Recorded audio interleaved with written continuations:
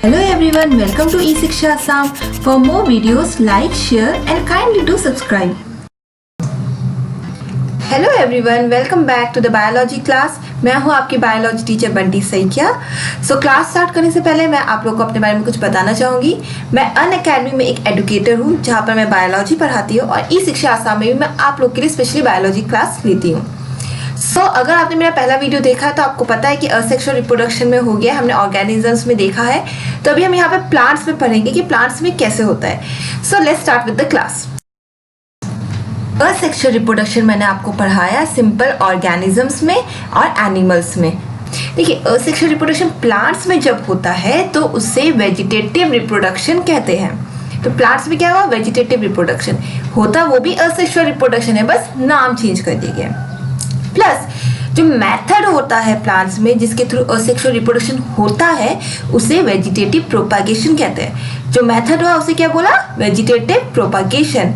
और जो asexual reproduction हो रहा है प्लांट्स में उसी का ही दूसरा नाम है वेजिटेटिव रिप्रोडक्शन। देखिए, आप लोगों ने पढ़ा वहां पे फर्स्ट वीडियो में कि असेक्सुअल रिप्रोडक्टिव स्ट्रक्चर्स बनते हैं, ठीक है। यहाँ पर भी स्ट्रक्चर्स बनते हैं लेकिन उनको बोला जाता है वेजिटेटिव प्रोपाग्यूल्स। क्या बोला जाता है? वेजिटेटिव प्रोपाग्यूल्स। तो हायर प्लांट्स में जब ये होता है तो ये उसमें असेक्सुअल भी होता है, सेक्सुअल भी होता है। यानी कि हायर प्लांट्स में असेक्सुअल रिप्रोडक्शन भी हो रहा है और सेक्सुअल भी हो रहा है। बट जब वहां पे असेक्सुअल होगा तो उसे वेजिटेटिव रिप्रोडक्शन कहेंगे। वेजिटेटिव प्रोपाग्यूल्स प्लांट्स के पार्ट्स होते हैं जिसको आप कहीं पे लगा दो, मिट्टी में डाल दो, then they will grow into a new plant. अब आपको बहुत अच्छी अच्छी पिक्चर्स दिखाई देंगी where I will show you what are the structures of vegetative propagules, and this is enough for you because in your syllabus there is only given the structures name and the example. तो मैं आपको बस ये structures समझाऊंगी कि structures कैसे होते हैं and nothing more than that is required. So जो मैं बताऊंगी सिर्फ उतना करिएगा। So this is the first diagram. Here you can see runners जिसको stolen भी कहते हैं। So this is the runner. क्या होता है? एक प्लांट होता है, उसी का एक stem which will grow and it will enter into the soil और वहां से फिशेस के रूट्स निकल आते हैं and a new plant is grown there. The common example of runner और स्टोलन इज ग्रास। आप लोगों ने घास देखी है जहां पर घास का एक स्टेम निकल कर सॉइल में एंटर करता है, then a new grass is grown there. So in this way it spreads in the whole ground. So एक तरीके से देखा गया है कि इसको एक रनर की तरह बोला गया because it is moving from one place to another. So this is runner. The next is rhizome of ginger. Ginger यानी कि अदरक। तो जिंजर में जब इस तरीके से आप यहाँ देख सकते हैं, एक छोटा सा स्टेम की तरह दिखाई दे रहा है। When you can see a stem like this in a ginger, it means वहाँ से एक न्यू प्लांट ग्रो हो सकता है। अगर आप उस पार्ट को लेके डिग कर दो, जमीन में डाल दो, मिट्टी में लगा दो तो वहाँ से एक न्यू जिंजर प्लांट निकल आता है। घर में रखे हुए जिंजर में भी आप देखिएगा कई बार आपको दिखाई देगा। The rhizome is grown underground. तो ये जो राइजोम का आपको दिखाई देगा ये अंडरग्राउंड ही ग्रो होता है। Now the next is sucker of banana. Here you can see this is the sucker. तो ये sucker कहाँ से होगा? ये जो बनाना का पूरा प्लांट है सॉइल के अंदर, वहाँ से एक न्यू ब्रांच निकल के आएगी जो कि सॉइल के ऊपर इस तरीके से न्यूली आपको एक न्यूली प्लांट की तरह दिखाई देगी। तो this is known as sucker. आप क्या कर सकते हो इसको? आप आराम से सिर्फ इसी पोर्शन को निकाल के if you dig it in the soil तो वहाँ से एक न्यू बनाना प्लांट निकल आता है। सो this is sucker. Then the next is adventitious bud. Bryophyllum एक प्लांट होता है जिसके जो लीव्स होते हैं उसके लीव्स के नॉचेस में, this is known as notches. तो इसमें न्यू लीव्स दिखाई देते हैं। ये देखिए, these are the budding leaves. Can you see? तो ये बर्डिंग लीव्स को अगर आप निकाल के वहाँ से रिमूव करके किसी सॉइल में डाल दो तो वहाँ से न्यू ब्रायोफाइलम प्लांट ग्रो हो जाता है। सो आपको समझ में आ रहा होगा कि कितना एक्साइटिंग है that you can grow a plant from a part of a plant. कितना इजीली कई सारे प्लांट्स को हम लोग ग्रो कर सकते हैं without the need of seed. So here the next one very common at your home, one is bulb of onion and another is bud or you can say eyes of potato. Now you can C a new plant is growing out of this onion. तो ये onion से एक new plant दिख रहा है आपको, तो इसका मतलब आप अनियन से ही एक न्यू प्लांट ग्रो कर सकते हैं। आपके घर में अगर अनियन रखा है, वहाँ पे आपको अगर ग्रीन तरीके से इस एरिया में आउटग्रोथ दिखाई देगा, it means you can put it in the soil and you can grow a new onion, right?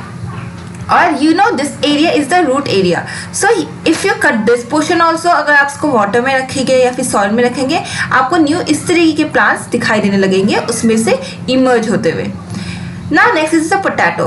In the potato you must have seen this type of structures. ऐसे ऐसे छोटे छोटे आपको काले काले स्ट्रक्चर्स दिखाई देंगे which is known as eyes of potato.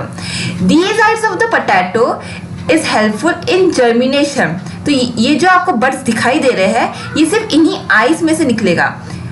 What happens, कुछ दिनों बाद जब पोटैटो ऐसे ही रखा होगा तो वहां से इन आईज वाले एरिया से न्यू बर्डिंग होना स्टार्ट होगी। So that is the bud, और we can say eyes of potato से जर्मिनेशन हो रहा है आई बर्ड्स का। So you can take it out and you can put it in the soil and you can get many potatoes after some days.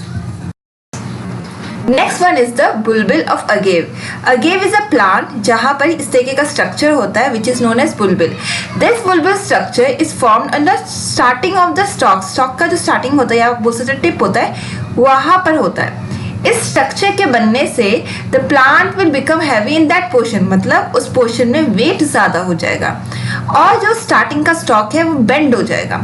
जब वो bend हो जाता है तो वहाँ सॉइल के कांटेक्ट में आते ही वो एक न्यू प्लांट में ग्रो हो जाता है। Then the next one is the nodes of sugar cane.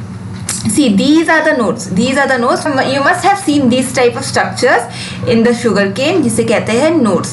So nodes is the area from where new stem, new roots will emerge. तो क्या होता है, अगर आपको sugarcane के और structures चाहिए और plants चाहिए तो आप क्या कर सकते हैं कि हम सिर्फ इतना सा portion लेके अगर हम soil में लगा दे तो वहाँ से we can see new roots are coming out. New roots will emerge from this portion. This is nodes. And you know, in every plant, stems और leaves और न्यू बर्ड्स या फिर फ्लावर्स आप बोल सकते हैं, ये सब जहाँ से इमर्ज होता है वो नोड एरिया ही होता है। तो याद रखिएगा, किसी भी प्लांट में अगर कोई लीफ निकल रहा है या कोई स्टेम निकल रहा है या फिर फ्लावर ग्रोथ हो रहा है तो वो नोड एरिया से ही होता है। And the portion between two node is known as internodes. याद रखना, जो एरिया है ये देखिए, this a portion which is between the two nodes, this is internode. So the next one is the offset. Here I have shown you the offset of water hyacinth, which is a plant grows in the water. ये real picture है। तो ये जो offset होता है इसमें क्या होता है, जो प्लांट आप देख रहे हैं, प्लांट कैसा है, एक पत्तों का गुच्छा है, there is a bunch of leaves. तो ये इस बंच ऑफ लीव्स के गुच्छे से एक स्टेम निकल के जाएगी, वो कुछ दूर तक जाके फिर वहां पर वो न्यू गुच्छा निकालेगी लीव्स का। So new bunch of leaves will come out from the nodes और नीचे से रूट्स निकल के आएंगे, रूट्स विल इमर्ज आउट। सो क्या है, ये ऑफसेट है। Now many of you will think कि जो ऑफसेट है और जो ग्रास में आप लोगों ने रनर पढ़ा था वो सेम है। No, this is different. यहाँ पर आप देख रहे हैं एक बंच ऑफ लीव्स निकल के आ रहा है, but there from the node you can see plant is coming out with the फिर ब्रांचेस, स्टेम्स भी निकल रहे हैं, उसमें लीव्स भी निकल रही है, सब कुछ निकल रहा है, बट यहाँ पे सिर्फ लीव्स का एक बंच निकल के आता है। Plus when we talked about the runner, वहाँ पर जो लेंथ है, पूरा इंटरनोड की जो लेंथ है वो बहुत दूर तक जाती है, लेकिन ऑफसेट की बात जब करते हैं ये बहुत छोटे छोटे डिस्टेंस में होता है। छोटे डिस्टेंस के बाद ही एक न्यू टफ्ट ऑफ लीव्स आपको दिखाई देगा, एक नया बंचेस ऑफ लीव्स आपको दिखाई देगा सिर्फ छोटी सी दूरी में।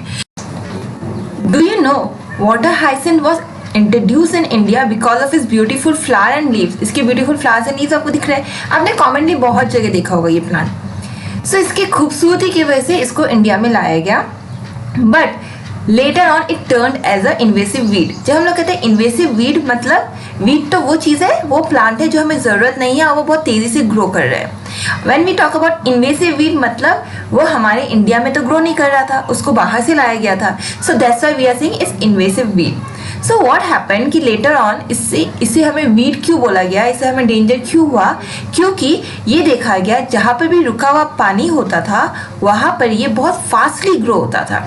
वो इतनी फास्टली ग्रो होता था कि कुछ ही महीनों में या कुछ ही दिनों में वो पूरे एक एरिया को कवर कर लेता था स्टैंडिंग वाटर के। Because of this reason many fishes were starting to die, fishes या एक्वाटिक एनिमल जितनी भी थे उनकी डेथ होने लगी। जब देखा गया कि ऐसा क्यों हो रहा है तो पता चला ये प्लांट उस वाटर की जितनी भी डिसॉल्व ऑक्सीजन है उसको ले लेता था, तो जिसकी वजह से जो एनिमल्स होते थे उनके लिए वहाँ पे ऑक्सीजन की कमी हो रही थी। तो there was scarcity of oxygen for fishes and aquatic animals, because of that it caused damage to them, इसलिए इसे इन्वेसिव वीड कहा जाता है। It is also known as terror of Bengal, commonly इसको टेरर ऑफ बंगाल भी कहा जाता है। इसलिए कहा जाता है क्योंकि when it was introduced in Bengal it resulted into death of many fishes, और बंगाल में फिश को एक सप्लीमेंट फूड की तरह लिया जाता है, तो वहाँ पे स्केर्सिटी हो गई थी फिशेस की बहुत ज़्यादा। Because of this reason it is known as terror of Bengal.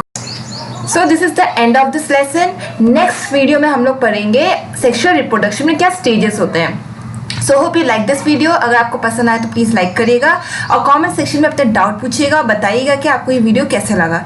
So happy learning.